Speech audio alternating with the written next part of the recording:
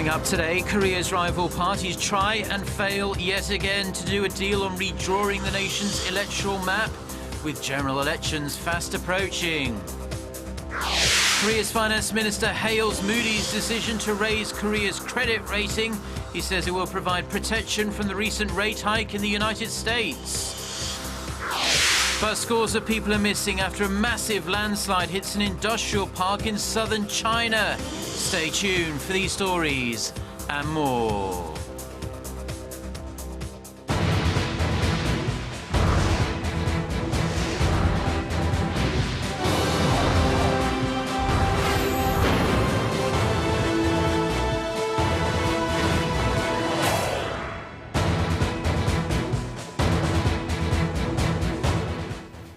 Hello to our viewers around the world. It's 6 a.m. on Monday, December 21st, here in Seoul. Thank you ever so much for joining us.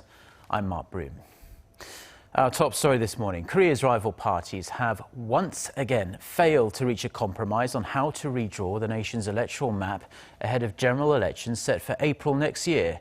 Kim Moo-sung, chairman of the ruling Saenuri Party, and Won Yu-chol, the party's floor leader, met on Sunday with their counterparts from the main opposition New Politics Alliance for Democracy, Moon Jae-in and Lee Jung-gul, to try and hammer out an agreement. However, the two sides failed to narrow their differences, with the main sticking point being whether or not to decrease the number of proportional representatives. Representatives from the two parties are expected to meet again this week. Time is of the essence, as the National Assembly Speaker has stated that he might use his authority to directly table a new electoral constituency bill if the parties don't find middle ground by the end of this year. Korea's finance minister says the country's latest credit rating upgrade is a protective wall against the Federal Reserve's decision to hike rates in the United States. On Friday, Moodys raised Korea's credit rating from AA3 to an all-time high of AA2, citing the stability of Korea's growth rate and saying its institutional strength would ensure the implementation of structural reforms. Now, Finance Minister Choi Kyung-wan noted how Korea is the only country to receive an upgrade from Moodys this year, adding that in recent months, many countries, including Japan and Saudi Arabia, have seen their ratings downgraded. He said the government will maintain the growth momentum achieved in the third quarter and plans to push for key structural reforms so the rating isn't downgraded. Now, as far as weekends go, the weekend that just passed was a huge one in terms of trade for Korea. The country's recently ratified free trade deals with Vietnam, New Zealand and the world's second largest economy, China, all came into effect. Now, tariffs on thousands of items were instantly removed on Sunday. Even more will be lifted as of next Friday, January 1st. Our Kim Min-ji has the details. Korea's free trade agreement with China took effect on Sunday, along with separate trade pacts with Vietnam and New Zealand. According to the Trade Ministry, the pacts are expected to lift Korea's GDP by 1% in the next 10 years. Together, they're expected to create over 55,000 jobs, as well as bring about consumer benefits worth more than $15 billion over the next decade. The trade pacts will also likely boost exports by $5 billion per year, with the trade surplus also jumping around $600 million annually. With the nation's exports having fallen every month this year, the free trade agreements, especially the one with China, Korea's largest trading partner, are expected to give the country a much-needed shot in the arm.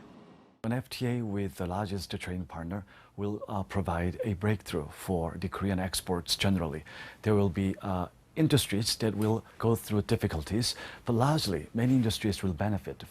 China will immediately eliminate tariffs on more than 950 items, while New Zealand will cut import duties on over 2,000 goods. China will also lower duties on almost 5,800 items, while Vietnam will do the same for some 270 products, and New Zealand over 1,000 goods. On top of that, the ministry says the opening of the service markets in the three countries will likely create more business opportunities for Korean companies, especially in the entertainment, environmental management, and construction sectors. And to maximize the benefits of the trade deals, the government plans to offer systematic assistance to local companies so they can make inroads into the three countries. Kim Min-ji, Arirang News. Now, another South Korean national has been killed in a shooting in the Philippines. According to the Korean embassy in the country, a 57-year-old man, surnamed Joe, was shot dead by 4 unidentified armed assailants. He reportedly broke into his house in the province of Batangas at around 1:30 a.m. on Sunday local time. Joe, who worked in the construction industry, was reportedly asleep with his Filipino wife and their baby when the men burst in. His wife and child were not killed. No word yet on a possible motive for the crime. Joe's death raises the number of South Koreans murdered in the Philippines to 11 this year. Violent crimes such as murder and robbery aimed at Korean nationals have been on the rise in that country.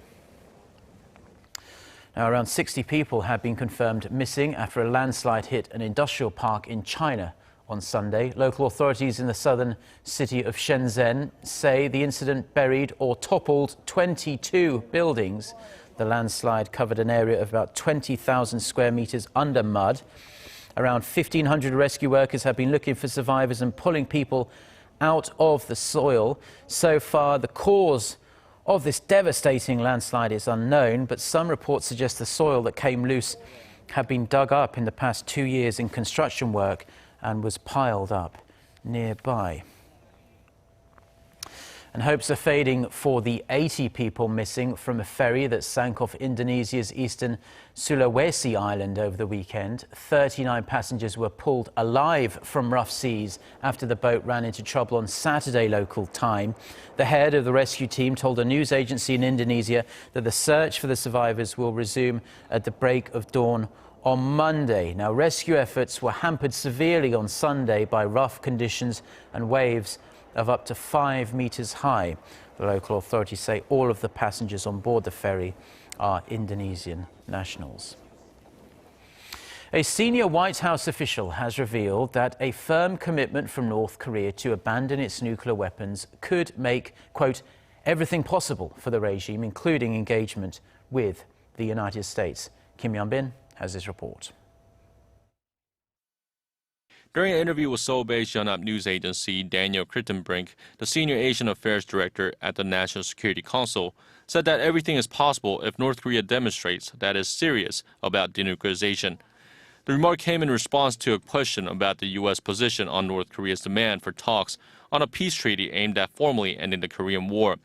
Pyongyang has stepped up efforts for such talks in recent months, but Washington has rejected the idea, as the communist regime has continued to enhance its nuclear program. Crittenbrink said that North Korea needs to demonstrate that it is fully committed to denuclearization, which is what it is obligated to do under the 2005 joint statement and a whole series of UN Security Council resolutions. He also said the Obama administration has made it clear it is willing to engage countries with which it has had difficult histories, including Myanmar, Iran, and Cuba, but stressed that it won't hold talks simply for talks' sake.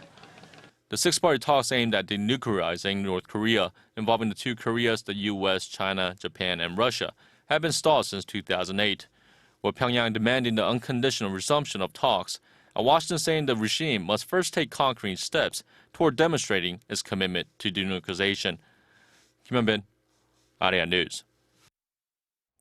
Now, a new report has revealed how the average South Korean lives 12 years longer on average than their compatriot in North Korea. According to Statistics Korea on Sunday, the life expectancy in South Korea, as you can see there, is 85 years for women and 78 for men, while the corresponding numbers up north are 73 and just 66. The 12-year difference is mainly due to the infant mortality rate, which is more than 7 times higher in North Korea. Another major contributing factor is nourishment or lack of it. The average South Korean consumes roughly 3,000 calories a day, as you can see there, while North Korean consumes only about 2,000, falling short of the UN Food and Agriculture Organization's daily recommendation of 2,500 calories. The United States has rejected claims U.S. forces Korea lied about bringing anthrax into South Korea. The USFK came under fire after a South Korea-U.S. working group reported last week that it had brought anthrax samples into Korea 16 times since 2009, including an accidental shipment of live anthrax earlier this year. Pentagon spokesman Commander Bill Urban told Seoul-based Yonhap news agency over the weekend that the USFK had correctly informed the public in a May press release that the April shipment was in support of the first biodefense training exercise at Osan Air Base. He also said the USFK has clearly stated that biological defense testing and training has been ongoing in Korea since 2009. Now, good news for drivers in the US because the average price of gasoline in the United States has dropped below $2 a gallon for the first time in more than 6 years. According to a news release from GasBuddy.com, the average pump price fell to $1.99 a gallon on Sunday as crude oil production continues to surge. The figure compares with an average price of $2.44 a year ago. Now, the main reason for the decline has been attributed to overproduction coupled with lower seasonal demand. Crude oil has tumbled approximately 60% compared to June 2014 as global supply continues to far outpace demand. Industry watchers say oil prices are poised to remain low until next year at least.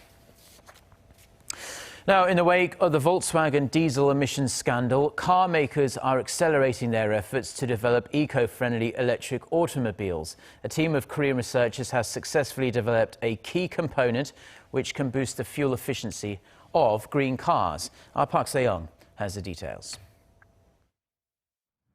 These electric cars are eco-friendly as they do not produce exhaust. A key component in these cars is a silicon power semiconductor device. But switching the material from silicon to silicon carbide increases an electric car's fuel efficiency by over 5%. Only a few countries, including the United States, France, and Japan, were capable of manufacturing the devices using silicon carbide. But now, with 16 years of research, Korean researchers have successfully developed the device. A silicon carbide power semiconductor device's voltage endurance is 10 times that of existing silicon devices of the same thickness. The new device also has a low level of electrical resistance and produces little heat, reducing the need for cooling systems.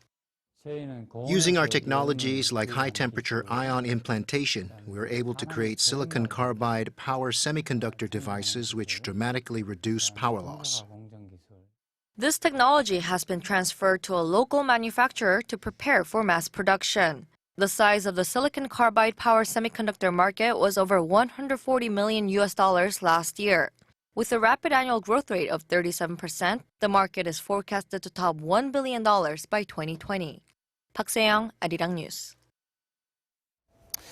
Now, staying with science-related news, Korean researchers plan to buy the most powerful device available to take pictures of the human body. Our Won Ji-yeon reports how the technology could help treat some of the most deadly diseases.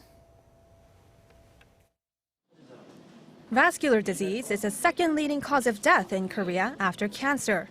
To treat vascular disease, accurate scanning and diagnosis are crucial. That's why scientists at the Korea Basic Science Institute have decided to invest in a 7 Tesla MRI scanner, the most powerful on the market. Magnetic resonance imaging, more commonly known as MRI, is a technique that uses magnetic pulses to create pictures of the insides of the human body. And the strength of the magnets inside these machines are rated by a measurement unit called Tesla. Most hospitals use 3 Tesla MRI machines for clinical purposes. Compared to the standard 3 Tesla system, the new 7 Tesla scanners can create ultra-high resolution images with micrometer precision. Despite these upgrades, housing one of these machines is not simple. A 7 Tesla scanner weighs around 48 tons, which is heavier than 6 full-grown male elephants. Plus, with a price tag of more than $6 million each, the 7 Tesla scanners are about 3 times more expensive than the 3 Tesla machines. But it's a price that scientists around the world are willing to pay. They say the 7 Tesla machines will significantly improve brain imaging quality and open new doors to advanced clinical research. Won Ji-hyun, Arirang News.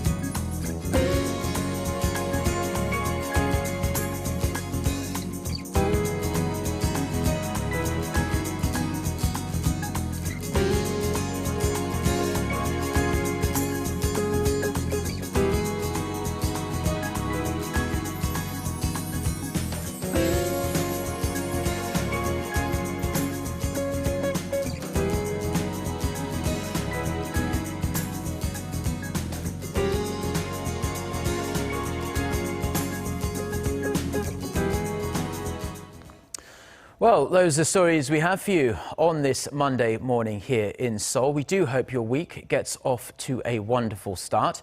And for more of the latest, don't forget to check out the website, arirang.com/news. We also have a smartphone application which you can download by just searching for Arirang TV in the usual places.